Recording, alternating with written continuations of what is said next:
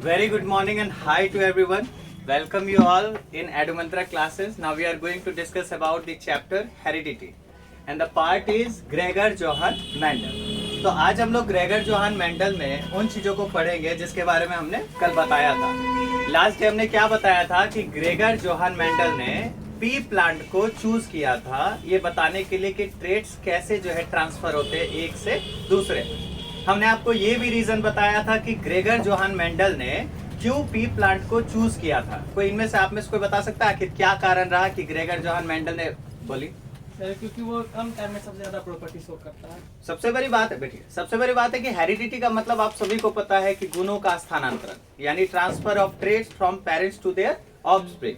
लेकिन सबसे बड़ा सवाल होता है कि अगर ग्रेगर जोहान मेंडल ने किसी व्यक्ति या किसी इंसान पे ये काम किया होता तो उसको कई जनरेशन को देखना पड़ता और एक इंसान के लिए इम्पॉसिबल है कि वो एक जनरेशन में 3-4 जनरेशन को देख पाए या फिर उसके कैरेक्टर को पता कर पाए। इसीलिए उसने एक ऐसा ऑप्शन चुना जिसके थ्रू जो है वो क्या कर सकते थे, ये पता लगा सकते थे कि गुण कैसे ट्रांसफर हो रहे हैं। बहुत बच्चों का मन में यह सवाल आएगा, बहुत बच्चों का मन में यह सवाल आएगा कि सर कैसे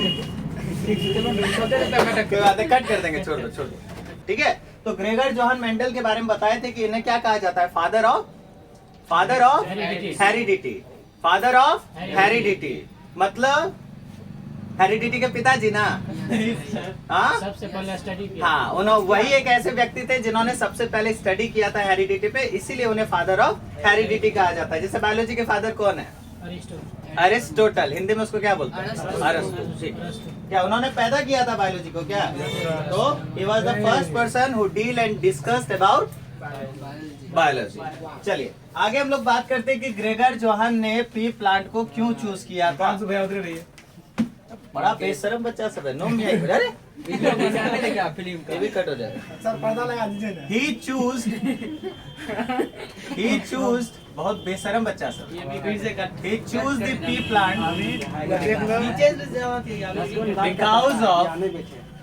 because of following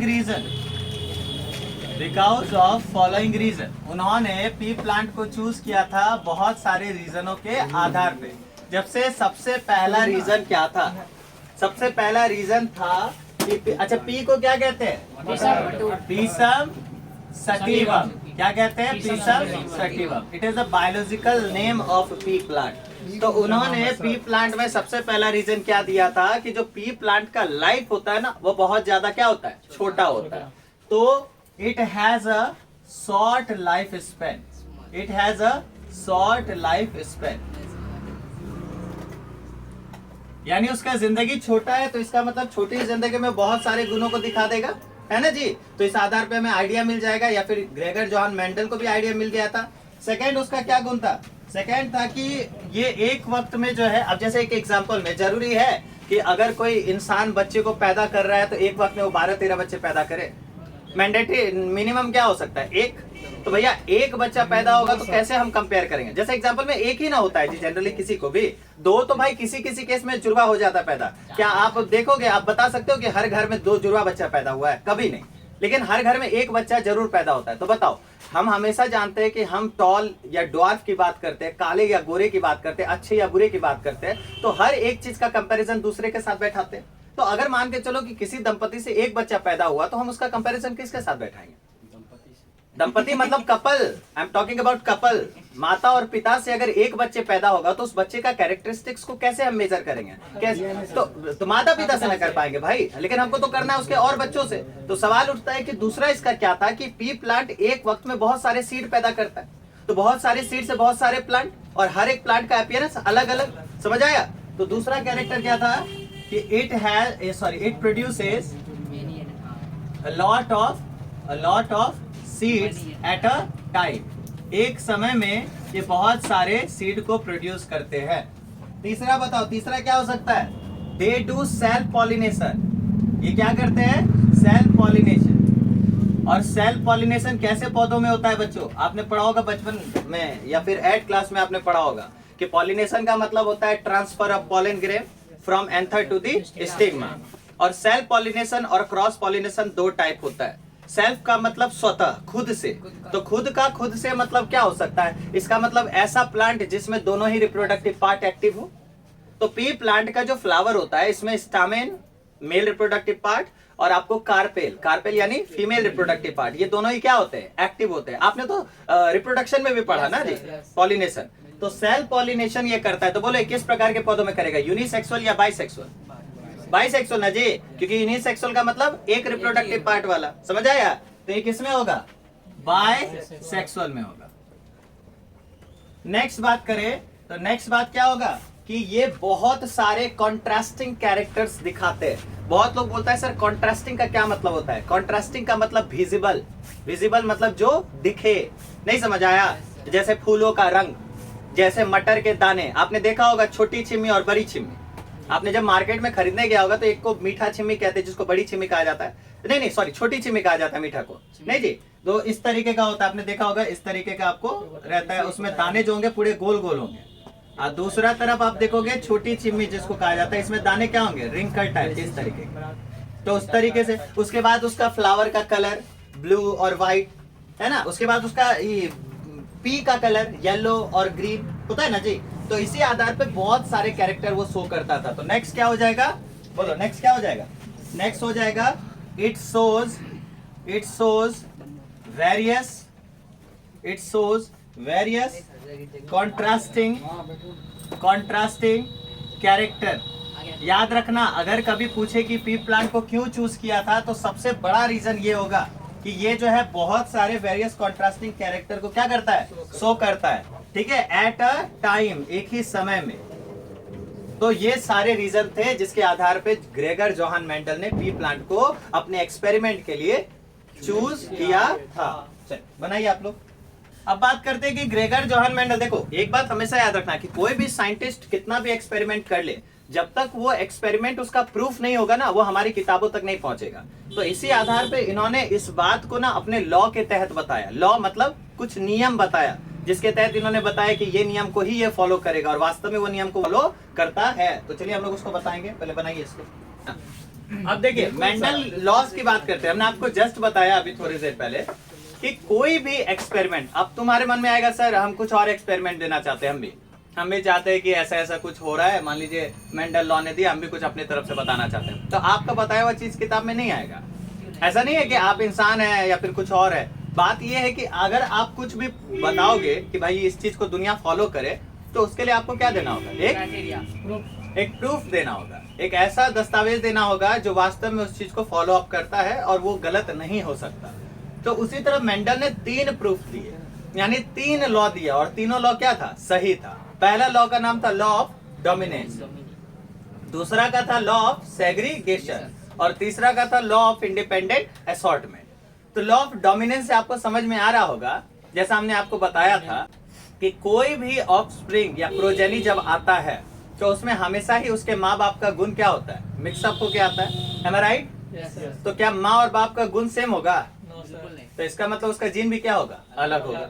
एग्जाम्पल में टी और टी, तो भैया ये कैपिटल टी है और ये स्मॉल टी है। आपको याद होगा कि कैपिटल टी को किस में रखते हैं?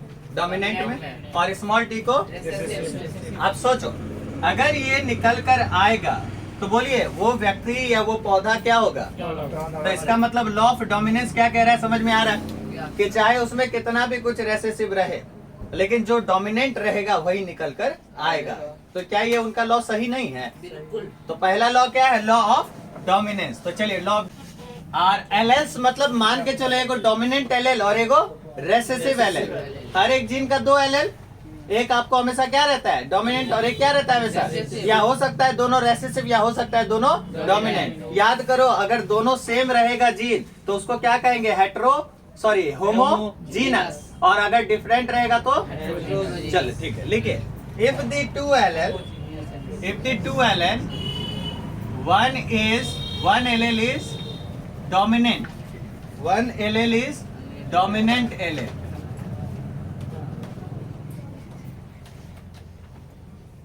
while the other is, language अपना है, इसका एग्जैक्ट लॉ नहीं है, अपना लैंग्वेज में लिखना है। while the other allele is recessive, recessive मतलब रहेगा जरूर, लेकिन कमजोर है इसलिए दिखेगा नहीं। किस वक्त नहीं दिखेगा? जब ये किसके साथ होगा? डोमिनेंट के साथ होगा, है ना जी? हाँ। Then so if the two allele, one allele is dominant allele while the other allele is recessive allele, cross with each other,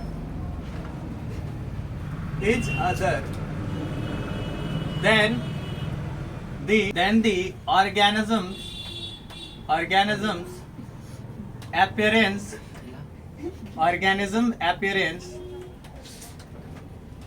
is decided by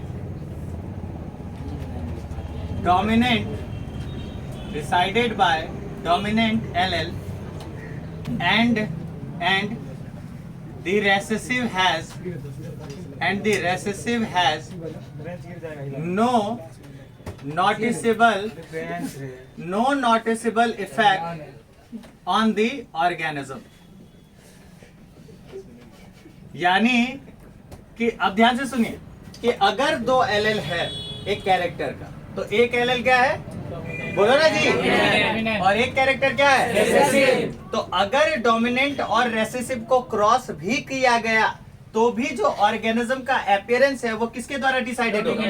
because it is powerful.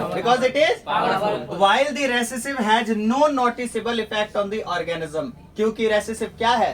कमजोर। रेसेसिव क्या है? कमजोर। तो इस आधार पे जो डोमिनेंट अपीयरेंस डिसाइड कर रहा है, तो इसको किस लॉ में रखे? Law of dominance. समझ में आया? कोई दिक्कत? चलिए सेकेंड लॉ लिखिए। एलएलई नहीं है रे, हे भगवान, बड़ा अजीब बच्चा है यार। एलएल पर लॉ नहीं हो रहा है। एलएल पर हो ना double L segregation.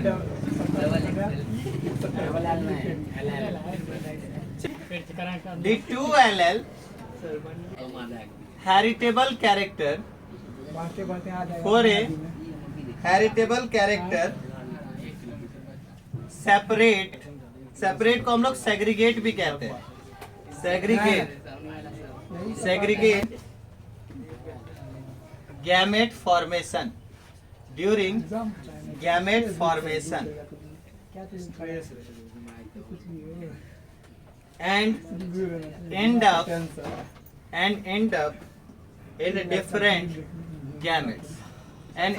in different gametes मैं कहूं कि यू नो दैट कि जब भी हमारा जाइगोट बनता है किसी फीमेल के साथ, फीमेल ओवम और मेल स्पर्म फ्यूज करता है तो जाइगोट बनता है। तो इस दौरान हमने बताया था कि मेल का हाफ डीएनए और फीमेल का हाफ डीएनए कंबाइन होके सिंगल डीएनए बनाता है, जो कि किस में जाता है? जाइगोट। तो बताओ कि मेल का भी 2 डीएनए होगा और मेल का भी 2 जीन होगा, एक डोमिनेंट और एक रेसेसिव, और फीमेल का भी 2 जीन होगा, एक डोमिनेंट और एक रेसेसिव। तो मान के चलो कि अगर मेरा डोमिनेंट कैरेक्टर होगा, निकल कर आएगा बच्चों में, और फीमेल का भी डोमिनेंट कैरेक्टर निकल कर आएगा बच्चों में, लेकिन सर दोनों कैरेक्टर डोमिनेंट होगा तो इसमें एक तो रेसेसिव हो सकता है। एग्जाम्पल में फीमेल में जो कैरेक्टर डोमिनेंट हो सकता है वो मेल के डोमिनेंट कैरेक्टर से रेसेसिव। नहीं समझा? मान के चलिए 2 एलएल मतलब एक डोमिनेंट और एक रेसेसिव। अगर आपको एक कैरेक्टर डिसाइड करता है किसी जीव में, तो 100% जो कैरेक्टर डिसाइड कर रहा है वो कौन सा कर रहा है? डोमिनेंट कर रहा है। तो डोमिनेंट कर रहा है तो डोमिनेंट के कारण जो जीव में गैमेट्स बना वो अलग बना कि नहीं बना? सोच के देखो। और रेसेसिव क्या हो गया? अलग हो गया। तो लॉ ऑफ सेग्रीगेशन कभी भी नहीं कहता, लॉ ऑफ सेग्रीगेशन इस बात का प्रूफ देता है। जैसे बहुत कहता होगा कि सर डोमिनेंट रेसेसिव भले एक साथ क्रॉस कर रहा है, लेकिन क्या सर रेसेसिव उस जगह पे रहेगा? नहीं। हाँ रहेगा। तो सर दिख क्यों नहीं रहा? क्योंकि सर डोमिनेंट वाला अपना पावरफुल ज्यादा रखा हुआ है फिजिकल अपीयरेंस। तो फिर सर रेसेसिव क्या कर रहा है? रेसेसिव भी उसी जगह है। तो फिर इसका कोई काम नहीं होगा? होगा। कब होगा सर? जब आने वाला जनरेशन निकलेगा तो हो सकता है रेसेसिव डोमिनेंट बनकर निकल जाए। क्यों? क्योंकि सर आने वाला केस में दूसरे तरफ भी रेसेसिव हो सकता है और मेरा भी रेसेसिव हो सकता है। तो मेरा रेसेसिव उस समय में क्या बन जाएगा? पावरफुल। या रेसेसिव पावरफुल नहीं भी बनेगा तो 2 रेसेसिव में दोनों को ही निकलना होगा। याद आया ना? जब एक जीन के साथ दूसरा आइडेंटिकल जीन भी क्या रहता है? रेसेसिव रहता है। तो निकल के क्या आता है? जो निकल के आया वही डोमिनेंट मान लेंगे। तो दोनों स्मॉल टी है तो बच्चा ड्वार्फ पैदा होगा। तो ड्वार्फ उस समय में क्या हो गया, डोमिनेंट हुआ कि नहीं हुआ? अरे भैया रेसेसिव हुआ, लेकिन निकल कर तो आ रहा है ना। हमने हमेशा बताया कि निकल कर फिजिकल अपीयरेंस कौन बनता है, डोमिनेंट बनता है। तो इस समय में डोमिनेंट कैरेक्टर नहीं है, दोनों स्मॉल टी है, लेकिन बच्चे का फिजिकल अपीयरेंस टॉल हो रहा है, क्या स्मॉल हो रहा है। तो उस समय में रेसेसिव भी क्या बन गया, डोमिनेंट कैरेक्टर। मान लो हम क्या करते हैं, प्योर टॉल प्लांट लेते हैं, प्योर टॉल प्लांट और प्योर ड्वार्फ। ये क्या है, प्योर है, मतलब ये क्या है, होमोजीनियस है ना जी। प्योर क्या है, ये टॉल, और प्योर क्या है, ये ड्वार्फ। अब तुम देखो, इसको हम क्रॉस करवाते हैं, ध्यान से देखना। मान लो प्योर टॉल और प्योर ड्वार्फ को हम क्रॉस करवाते हैं, इधर टी रख देते हैं और इधर स्मॉल टी रख देते हैं, डब्बा डाल देते हैं। ध्यान से देखिए, 4 हम बनाने का कोशिश करते हैं। बताइए टी और टी क्रॉस करेगा क्या बनेगा, कैपिटल टी। और ये और ये क्रॉस करेगा क्या बनेगा, ये और ये क्रॉस करेगा क्या बनेगा, ये और ये क्रॉस करेगा क्या बनेगा। यानी अब देखिए, सब में क्या है, होमोजेनियस दोनों था और बाद में प्रोडक्ट क्या बना, हेट्रोजेनियस। अब हम क्या करते हैं, ये दोनों पौधे ले लेते हैं। यानी लॉ ऑफ सेग्रीगेशन क्या कहता है कि अगर 2 एलेल जो है आपस में क्रॉस कर रहा है तो गैमेट फॉर्मेशन के दौरान हमेशा गैमेट डिफरेंट निकलेगा। तो अभी तो गैमेट डिफरेंट निकल भी किया, लेकिन हम डिफरेंट गैमेट को एक बार फिर से हम क्रॉस करवाते हैं। यानी अब की बार हम क्या कर देते हैं, इधर स्मॉल टी ले लेते हैं और इधर कैपिटल टी ले लेते हैं, ठीक है, सबको मिटा देते हैं। अब देखो सेकेंड टाइम में जो प्रोडक्ट बनेगा वो क्या बनेगा। यानी अभी इन दोनों के क्रॉस करने से ये निकला ना जी, ये निकला ना, बोलो जी। तो ये दोनों निकला, तो अभी सारा का सारा प्रॉपर्टीज क्या है, टॉल। एक लड़के ने पूछा कि सर ड्वार्फ कब निकल के आएगा। अब देखो ड्वार्फ कैसे निकल के आता है। हमने क्या किया, इसी में से दो को लिया, दोनों को आपस में रख दी, रखे ना, टी और टी और टी और टी, इसको क्या कर रहे हैं, क्रॉस कर रहे हैं। यानी F2 जनरेशन का बात कर रहे हैं। F1 जनरेशन ये था जिससे आपको क्या निकला, ये निकला। अब F2 जनरेशन करवा रहे, देखो कैसे निकल के आएगा। इस जनरेशन को हम क्रॉस करवाते हैं। बताओ पहला क्या बनेगा, दूसरा बताओ, तीसरा बताओ, सॉरी तीसरा बताओ, और चौथा बताओ। अब देखो तो ये क्या हो गया, टॉल हो गया। ये क्या हो गया, ये क्या हो गया, देखो ये क्या हो गया, ये को निकला ड्वार्फ। बोलो, तो लॉ ऑफ सेग्रीगेशन क्या कहता है कि आप क्रॉस करवाओ एलएल को, लेकिन गैमेट एक वक्त में सब क्या हो जाएगा, अलग हो जाएगा। देखो अलग गैमेट निकला कि नहीं निकला। तो इस बात को साबित कर दिए ना कि भैया आप भी एक समय में अपने दादा का गुण लेके पैदा होगा, या आपके आने वाला जनरेशन में कोई ना कोई बच्चा जो होगा वो अपने एंसेस्टर का गुण जरूर लेके आएगा, और ये गुण उसके फिजिकल अपीयरेंस में दिखेगा आपको, क्योंकि इसी को हम कहते हैं फिनोटाइप। अगर हम फिनोटाइपिक रेशियो की बात करेंगे तो फिनोटाइपिक रेशियो कैसे निकालेंगे, बताओ। 3 को टॉल है, 3 ए को क्या है, तो 3:1। ये कौन सा रेशियो हो गया, फिनोटाइप। फिनोटाइप का मतलब क्या होता है बेटा, जो दिखे। तो बताओ ये क्या दिख रहा है, ये क्या दिख रहा है, ये क्या दिख रहा है, के को टॉल दिखा, के को, इसको नींद आ रहा है मारेंगे, के को ड्वार्फ दिखा। अब अगर इसका जीनोटाइप रेशियो निकालेंगे तो देखो तो कैसा जीनोटाइप निकलेगा। जीनोटाइप में देखो, जीनोटाइप रेशियो ऐसे तो निकलता नहीं है, जनरली निकालना भी नहीं है, लेकिन फिर भी देखो कि ये देखो ये अलग है ना, तो ये अलग है, यानी टीटी अलग है तो 1। दूसरा देखो जीनोटाइप में ये दोनों सेम है ना, तो 2। ये देखो अलग है ना, 1।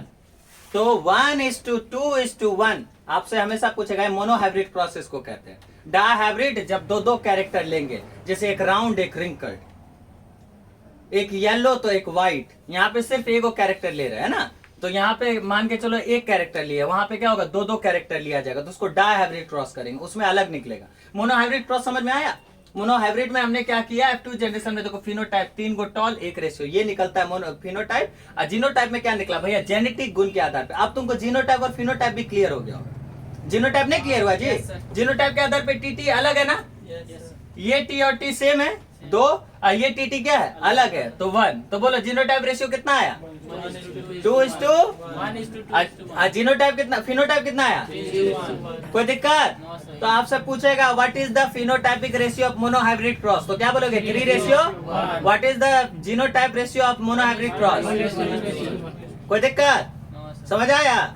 यही था लॉ ऑफ सेग्रीगेशन। चल अभी तुमने लॉ ऑफ सेग्रीगेशन के तहत देखा कि जो गैमेट्स था वो अलग अलग निकल कर आया, ठीक है ना, सेपरेट हो गया ना।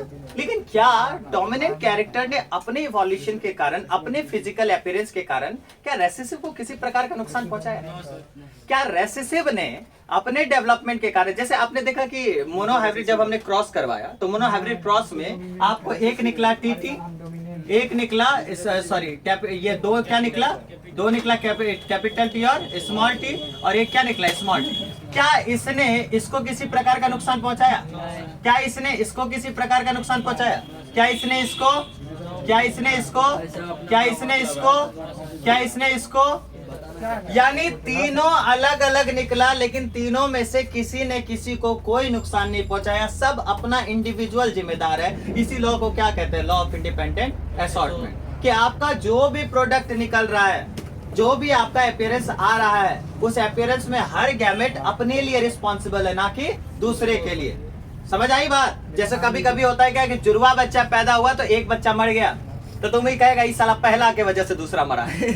ऐसा थोड़ी होता है भाई। दोनों बच्चा पैदा हुआ तो एक मर गया तो उसको नेचुरल सिलेक्शन नहीं हुआ होगा। नेचुरल सिलेक्शन एक थ्योरी है चार्ल्स डार्विन का, इसके तहत उन्होंने, इसी में है देते हैं, इसी इंपॉर्टेंट टॉपिक का वो पार्ट है जिसमें उन्होंने कहा था चार्ल्स डार्विन में नेचुरल सिलेक्शन थ्योरी के तहत कि आपके मान के चलो कि आप अगर ये सोचते हो कि मेरा शरीर बहुत स्वस्थ है और हमको कुछ नहीं हो सकता, याद रखना उसी समय आपको कुछ हो जाएगा। जिस समय आप सोचते हो यार मैं बहुत बीमार हूं अब नहीं बचूंगा, और उसके बाद ही आप देखोगे कि आप एकदम आराम से चल फिर सकते हो। युवराज के बारे में कहानी सुना होगा, युवराज सिंह क्रिकेटर, जिनको कैंसर हुआ था और कहा था कि आप क्रिकेट खेलना तो दूर, खेलने के बारे में सोच भी नहीं सकते हो, और कैंसर में आपके बचने का चांसेस ही बहुत कम है। और बंदे ने सब कुछ करके दिखाया, वो कैंसर में खेल के भी दिखाया और कैंसर से बड़े आराम से लड़ के भी दिखा दिया। तो यहाँ पे डॉक्टर भी भगवान नहीं बन पाता, भगवान हो जाता है नेचुरल सिलेक्शन थ्योरी, यानी नेचर के द्वारा डिसाइड किया गया। कभी कभी एक नवजात शिशु 9 महीने बाद पैदा होता है, अच्छे तरीके से, अच्छा वजन होता है, सब कुछ अच्छा रहता है, फिर भी बोलता है आप कोई दिक्कत नहीं, इसका नामकरण डिसाइड कीजिए, और अगले ही दिन देखता है कि बच्चा मर गया। अब कभी कभी बच्चा 7वें महीना में पैदा हो जाता है, कहता है ये तो बच नहीं पाएगा क्योंकि इसका शरीर पूरी तरीके से डेवलप नहीं हुआ है। 7 महीने में तो बच्चा फेटस के रूप में पैदा होता है, भला ये कैसे बचेगा, और वेंटिलेटर पे रखा, अगले 10 दिन में बच्चा तगड़ा होकर मतलब डेवलप हो गया। तो नेचुरल सिलेक्शन थ्योरी ना किसी को किसी वक्त मार भी सकता है और किसी को किसी वक्त किसी भी कंडीशन में बचा भी सकता है। इसी थ्योरी को किसने दिया था? Charles Darwin. तो यहाँ पे वही सारा सवाल है कि जब भी एक गैमेट्स निकल कर आएगा तो ये दूसरे को कभी भी इन्फ्लुएंस नहीं करेगा, ना ही दूसरा तीसरे को। हर कोई गैमेट्स, हर कोई डोमिनेंट कैरेक्टर अपने लिए रिस्पॉन्सिबल होगा, ना कि दूसरे के लिए। इसी लॉ को क्या कहते हैं? Law of independent assortment. बोलो बच्चों, समझ में आया? Yes sir. कि जब भी कोई आपको एलएल या जीन निकल कर आएगा तो वो दूसरे जीन को करेगा नुकसान। तो इसी को क्या कहते हैं? Law of independent. बोलो, क्या उसका लॉ प्रूफ नहीं है? प्रूफ है। Each pair of alleles segregates independently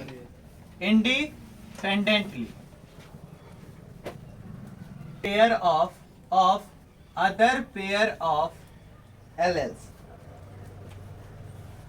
during gamete formation। Gametes तो आप लोग जानते हो।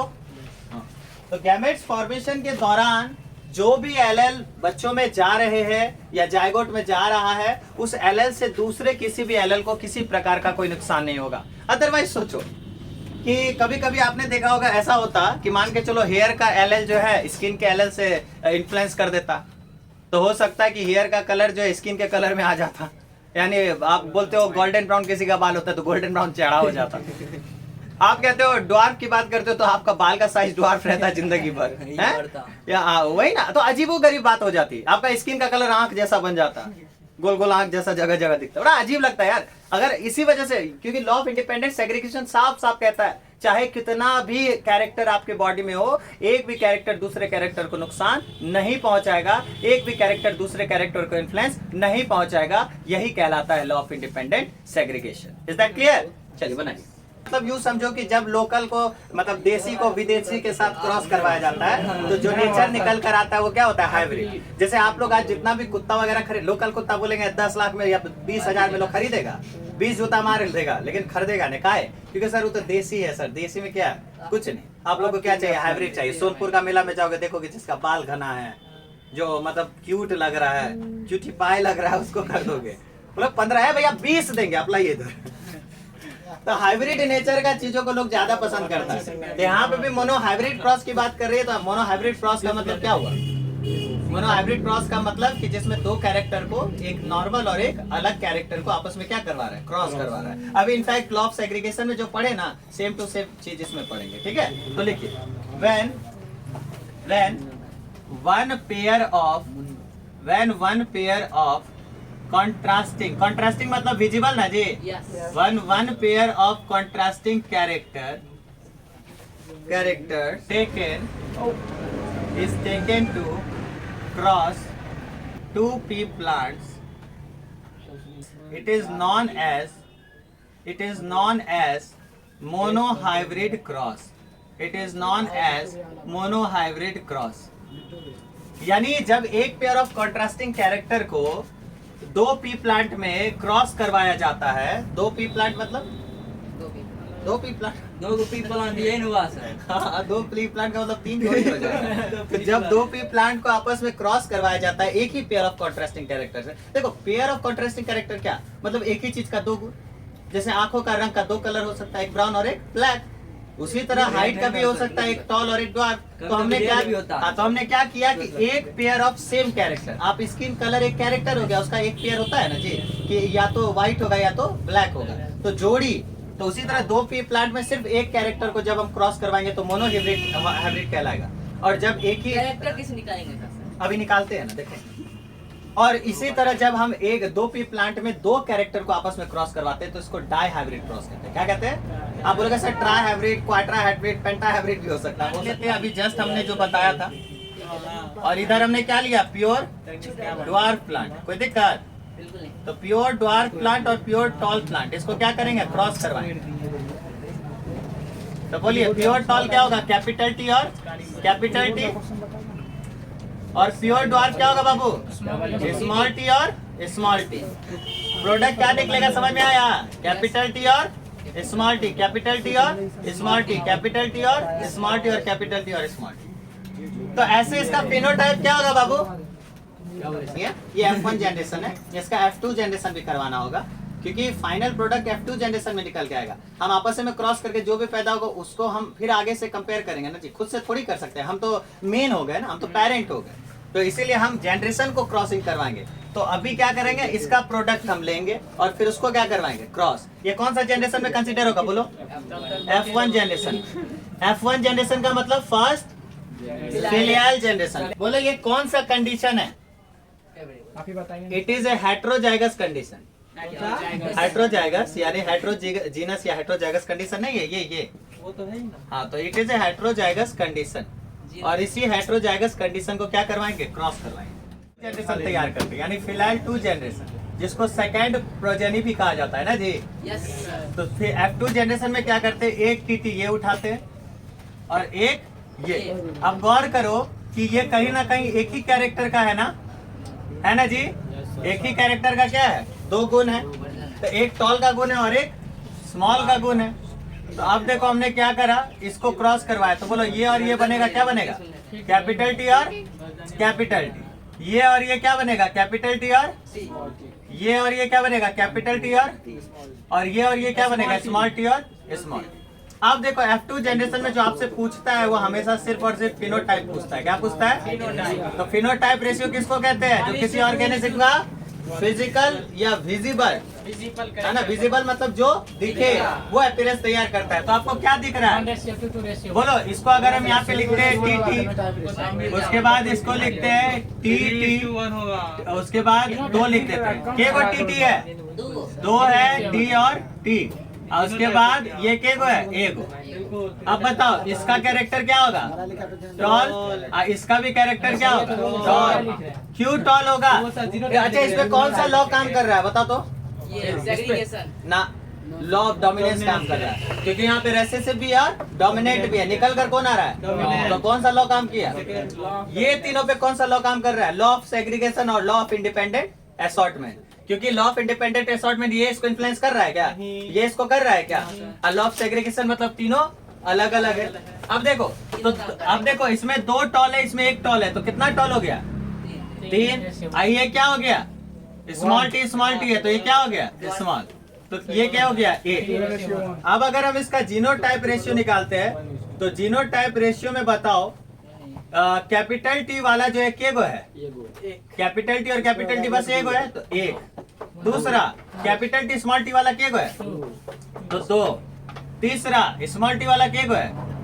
यही आपका पूरा पूरी हो गया मोनो हाइब्रिड क्रॉस। उम्मीद है समझ आया होगा, बोलो ना जी। Yes, sir. चलिए बनाइए। लाइक कर देना सब लोग।